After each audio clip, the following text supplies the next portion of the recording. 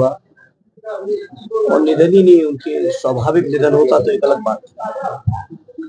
जिस तरीके के सवाल उस निधन के साथ जुड़े, मैं समझता हूँ देश में कभी किसी ने कल्पना नहीं की।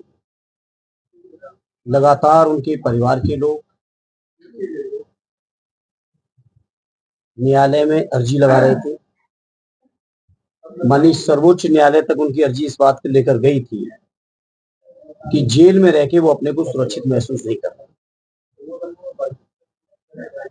और माननीय सर्वोच्च न्यायालय में उत्तर प्रदेश शासन के प्रिंसिपल सेक्रेटरी होम ने एफिडेविट दिया और उनके एफिडेविट पर विश्वास करके माननीय न्यायालय ने डायरेक्शन दिया कि उनकी सुरक्षा और स्वास्थ्य का इंतजाम रखना सरकार की जिम्मेदारी है। इस बात का सरकार ने एफिडेविट दिया कि करेंगे, लेकिन बावजूद इसके जो परिजनों से मिलने के बाद सभी चीजों को जो समझने का मौका मिला, जितना मैं समझा, उनके परिवार में उनके बड़े भाई और इस क्षेत्र के बहुत जिम्मेदार नेता, वर्तमान सांसद भी हैं, पहले भी रहे, कई बार के विधायक आदरणीय अफजाल साहब से बात हुई, परिवार के और साथियों और लोगों से, परिवार के लोगों से बात हुई, उनके बेटे उमर साहब से हुई, मनु से हुई, सभी लोगों से मिलने के बाद जो महसूस हुआ, मैंने इस तरह की शासन देश में कभी होगा इस बात की कल्पना नहीं की थी कि न्याय का विरक्षा में रहते हुए, जेल में रहते हुए, प्रशासन द्वारा या प्रिंसिपल सेक्रेटरी होम द्वारा माननीय सर्वोच्च न्यायालय में एफिडेविट देने के बावजूद इस तरह से उनकी डेथ हुई है, इस बात की कल्पना कोई नहीं कर सकता। और जैसा कि घटना दर घटना है, मैं सोचता हूँ आप सब गाजीपुर के जिम्मेदार साथी हैं, प्रतिनिधि हैं, आप लोगों को मुझसे बेहतर पता हो, मुझसे भी बहुत सारी चीजें, मैं तो कुछ समय उन लोगों के बीच बिताया तो कुछ बातों को जानकारी मिली। आप लोग लगातार उनके बीच रहे होंगे, गाजीपुर के लोगों के बीच रहे, बात की होगी आपने, मुझसे बेहतर आपको पता हुआ इस बात को, कैसे कैसे घटनाएं हुई। 19 तारीख को से लगातार शंका इस बात की चल रही थी, जो चर्चा है, और 25 तारीख तक अस्पताल नहीं भेजा। 25 की रात को 2 बजे टेलीग्राम आता है आपके मोहम्मदाबाद थाने में, तो उनकी हालत गंभीर है, परिवार के लोग जल्दी संपर्क करें, और अगले ही दिन शाम 4 बजे वापस जेल में भेज दिया जाता है। जो व्यक्ति आईसीयू में हो, जो व्यक्ति ऑक्सीजन से लेके तमाम सपोर्ट लेके हॉस्पिटल में हो, क्या आप इमेजिनेशन कर सकते हैं कि 14 या 18 घंटे के अंदर पूरी तरह स्वस्थ होके वापस बैरक में रहने योग्य हो जाएगा? तो ये मामूली बात है नहीं, ये बहुत गंभीर न्याय का विषय है, जांच का विषय है, और मेरी साफ मांग है माननीय सर्वोच्च न्यायालय को इसमें सो मोटो लेना चाहिए, और कम से कम माननीय उच्च न्यायालय के सिटिंग न्यायाधीश के स्तर से पूरे मामले की, पूरे प्रकरण की जांच होनी चाहिए, और जो दोषी लोग हैं उन पर कठोरतम कार्रवाई होनी चाहिए, क्योंकि इस तरह संस्थागत और ना इस तरीके से न्याय का विरक्षा में रहते हुए प्रदेश में घटनाएं जो हुई हैं, ये कभी केवल मुख्तार जी की ही नहीं हुई है, उससे पहले अतीक अहमद साहब की हुई, उनके भाई अशरफ की हुई, उससे पहले विकास दुबे की हुई, उससे पहले मुन्ना बजरंगी की हुई। लगातार न्याय का विरक्षा में रहते हुए लोगों की जो सुनियोजित और संस्थागत हत्याएं हो रही है, ये देश और प्रदेश के लिए बहुत गंभीर चिंता का विषय है। और गाजीपुर के लोगों, आप लोग बहुत जागरूक लोग हैं, और मैं समझता हूँ वैचारिक चीजों की वानगी है गाजीपुर, ये पूर्वांचल की। आप लोगों को इन मुद्दों को बहुत गंभीरता से, बिना राग द्वेष के, बिना पक्षपात से, सच्चाई के साथ उठाना चाहिए। मैं आप सबसे अपील करूंगा। प्रथम दृष्टया क्या लगता है मुख्तार अंसारी वाले मामले में? देखिए, मैं जो परिवार के लोगों ने बताया वो मैं आपको बता चुका हूँ। आज आप गए थे अंसारी आपके घर, क्या बताया लोग? मैंने यही तो बताया, मैं आदरणीय अफजाल अंसारी साहब को कोर्ट किया आपके सामने, और ये घटनाएं जो मैं आज आपको बता रहा हूँ, ये सारी घटनाएं उनकी जुबान से मैं सुनने के बाद आप सबके बीच अपनी बात को रख रहा हूँ। परिवार के लोगों को पूरी की पूरी शंका है कि उनकी ये स्वाभाविक मृत्यु नहीं है। जिस बीमारी का हवाला दिया जा रहा है वो बीमारी स्वाभाविक नहीं है। वो इस बात की शंका जाहिर कर रहे हैं, हो सकता है ऐसी परिस्थितियां पैदा की हो कि कहीं ना कहीं बीमारी बढ़ी हो। लेकिन जहां माननीय न्यायालय में एफिडेविट दे रखा हो प्रिंसिपल सेक्रेटरी होम द्वारा, रुको, वहां पे अगर इस तरह की बात होती है तो बहुत, मैं समझता हूँ अफसोसजनक के साथ साथ बहुत चिंता की बात है कि आखिर देश कानून से चलेगा कि नहीं चलेगा। देश कुछ लोगों की मर्जी से ही चलेगा क्या, कुछ लोगों की मानसिकता से ही चलेगा, या देश कानून के साथ ये जो न्यायिक प्रक्रिया है उस प्रक्रिया से गुजरते हुए चलेगा। पोस्टमार्टम रिपोर्ट में जो रिपोर्टें आ रही हैं मीडिया की तरफ से कि हार्ट अटैक से डॉक्टरों ने बताया, नहीं, बहुत सारी बातें जो सरकार नहीं कह रही है वो उनके परिवार के लोग कह रहे हैं। जी, आप एक बहुत जिम्मेदार समाज के नागरिक हैं, हम आप सभी, क्या परिवार की इन सब बातों को अनदेखी किया जा सकता है इतनी बड़ी घटना में? क्या हम में से किसी के परिवार के साथ भगवान न करे कभी ऐसी नौबत आए, क्या आप अनदेखी कर पाएंगे इन बातों को?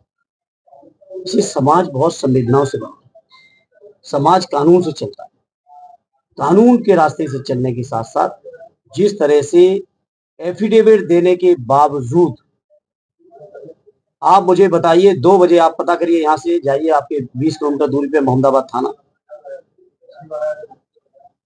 19-20 की रात में 2 बजे नहीं सॉरी 25 की रात में, 25-26 की रात में टेलीग्राम आया कि नहीं आया कि हालत नाजुक है, परिवार के लोग संपर्क करें।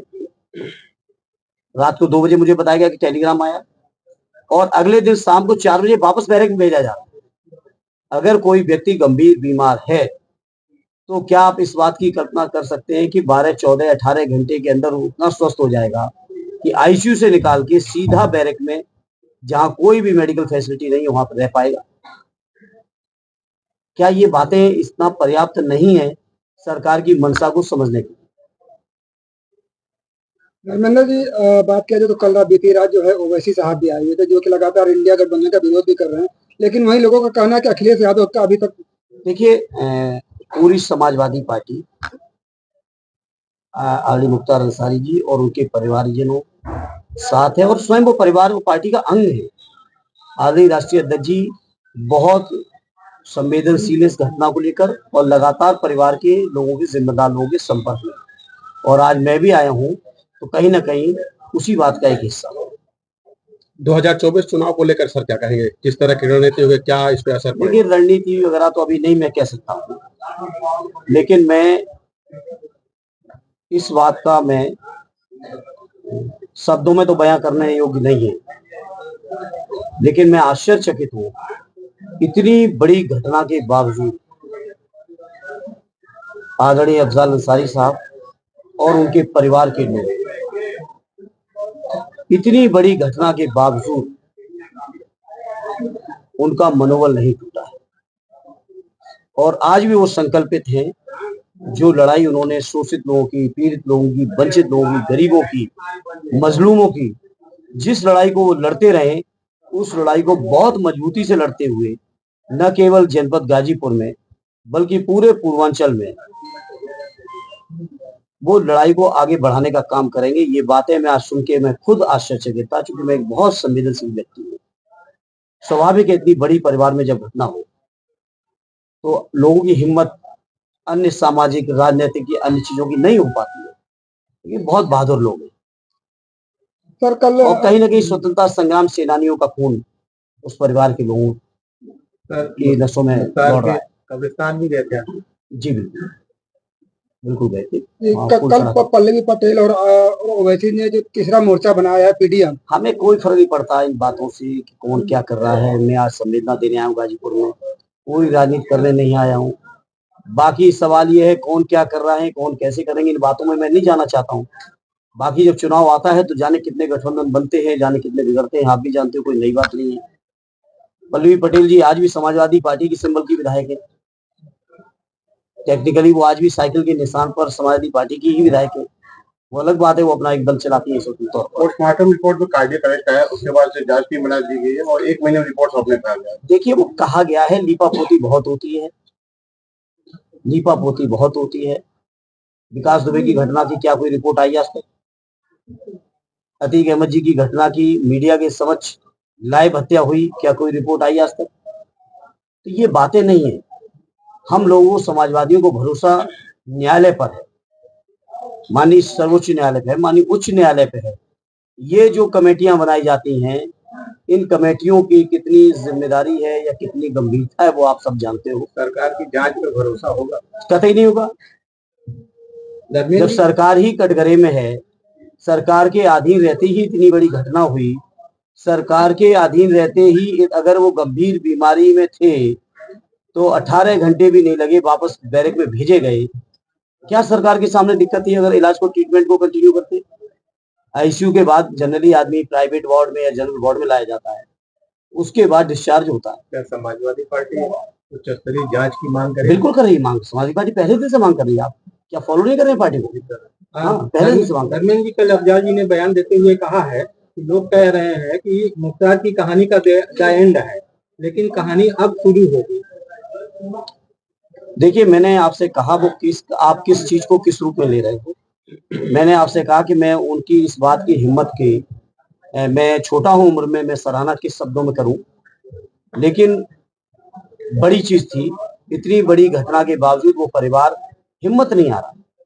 आखिर उन्होंने लोगों की सेवा न की होती तो उनके जनाजे में हम तो नहीं थे मौजूद, आप ही सबने दिखाया, लाखों लोग कैसे मौजूद होते।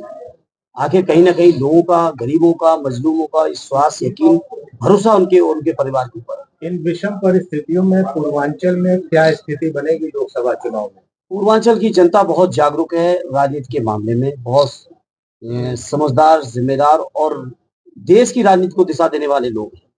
ये गाजीपुर की धरती मामूली धरती नहीं है, एक से एक बड़े देश के नेता। गाजीपुर लोकसभा को क्या देखते हैं, किस तरह से देख रहे हैं, क्या निश्चित तौर पे पार्टी ने यहाँ पे उम्मीदवार आदरणीय अफजाल जी को घोषित कर रखा है और वो यहाँ से बहुत ऐतिहासिक वोटों से चुनाव जीतेंगे। और वही नहीं जीतेंगे, मुझे उम्मीद है कि उनके साथ साथ बगल की, चाहे हमारे जौनपुर जनपद हो, आजमगढ़ जनपद हो, मऊ हो, बलिया हो, अंबेडकर नगर हो, या आपके चंदौली से लेके आप चले जाइए अंबेडकर नगर, भदोई तक, पूरा इलाका समाजवादी पार्टी का गढ़ है। विधानसभा में इस बात को साबित हुआ है और लोकसभा के चुनाव में भी ऐतिहासिक परिणाम आए। आपके सामने निरहुआ फिर है, क्या लगता है? कोई बात नहीं, कोई तो होता है, कोई नई बात थोड़ी है। क्या बीजेपी का कैंडिडेट नहीं होता कोई?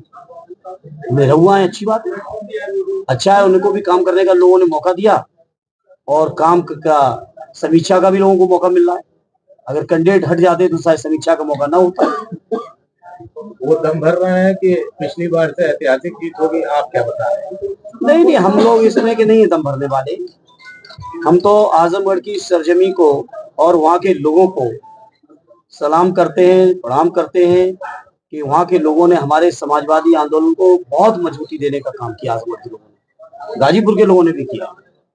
और आजमगढ़ ऐसी शानदार सरजमी जहाँ से सदैव नेताजी स्वयं सांसद रहे, आदरणीय अखिलेश यादव जी सांसद रहे हो, उन लोगों से पहले, हमारे बड़े नेताओं से भी पहले स्वर्गीय चंद्रजीत जी, स्वर्गीय राम नरेश जी वहां से सांसद रहे हो, स्वर्गीय राम बच्चन जी की कर्मभूमि रही हो, तो वो शानदार सरजमी है समाजवादी। सर, इस बार बुआ जी अलग लड़ रहे हैं। अब लड़ रही तो लड़ सकती है, वो तो फैसला उनका है। उसका क्या असर आएगा?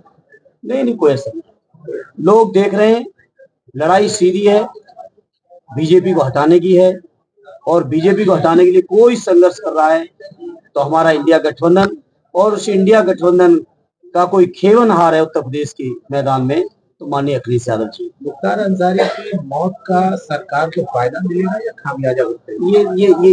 ये न सवाल आपको करना चाहिए और न इसका कोई जवाब बनता है। हम संवेदनशील इंसान हैं, हम उस विचारधारा के नहीं है जो इस तरह की घटनाओं में राजनीतिक गुरदोष या फायदे नुकसान नापे। बहुत संवेदनशील इंसान। धर्मेंद्र जी, पिछली लोकसभा में अगर बात करें तो समाजवादी पार्टी और बसपा दोनों एक साथ चुनाव लड़ी थी और बहुत आप देख रहे हो कि कितनी सीटें आपने पाई थी और इस बार बीजेपी 80 की 80 सीट जीत का दावा कर रही है। अगर बीजेपी के दावों को आप इतना गंभीरता से लेते हैं मेरे पत्रकार साथी, तो आप बीजेपी के उस दावे को भी गंभीरता से लीजिए और उसका हिसाब किताब भी लीजिए, राजनीतिक व्यक्ति का या राजनीतिक दल का या उनके घोषणा पत्र का या दावों का, जिसमें उन्होंने कहा था कि हर साल 2 करोड़ रोजगार देंगे। आखिर बीजेपी के उन दावों का क्या हुआ? जिन दावों में बीजेपी ने कहा था कि किसानों की आमदनी हम दूनी करेंगे, उन दावों का क्या हुआ? जिन दावों में बीजेपी के लोगों ने कहा था हम महंगाई कम कर देंगे, पेट्रोल डीजल का दाम बहुत नीचे ले आएंगे, क्या वो दावे सच हो गए? बीजेपी के लोगों ने ही कहा था, उस समय के प्रधानमंत्री आदरणीय डॉक्टर मनमोहन सिंह जी का अपमान करते हुए कहा था, उनका अपमान करते हुए कहा था कि माननीय प्रधानमंत्री जी की उम्र की तरह डॉलर की कीमत में रुपया बढ़ता चला जा रहा है। कहा था या नहीं कहा था? पत्रकार मित्रों, आप पे रिकॉर्डिंग होगी। आखिर उन दावों का क्या हुआ?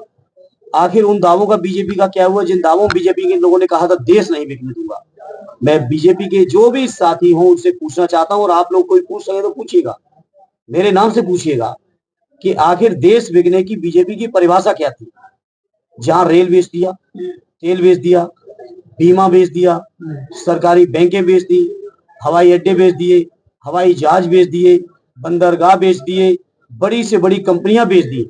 आखिर बीजेपी के लोगों की नजरों में देश बेचने की परिभाषा क्या है?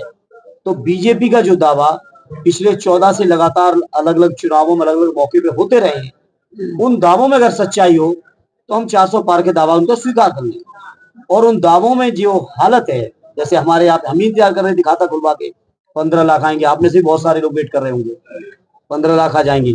अगर वो दावे उनके सच निकले हो तो ये दावा सच मान लो, और अगर वो दावे सच नहीं निकले हो तो बीजेपी के किसी दावे को जनता गंभीरता से नहीं लेती। सर, पिछली बार लोकसभा चुनाव में दो युवाओं का साथ फिर रहा, यानी कांग्रेस में राहुल गांधी और समाजवादी पार्टी से अखिलेश यादव। तो इस बार भी दो युवा फिर साथ में है, तो क्या लगता है कि उत्तर प्रदेश में बहुत ऐतिहासिक परिणाम आएगा? उत्तर प्रदेश से तो आएगा ही आएगा, उत्तर प्रदेश के साथ साथ पूरे देश से आएगा।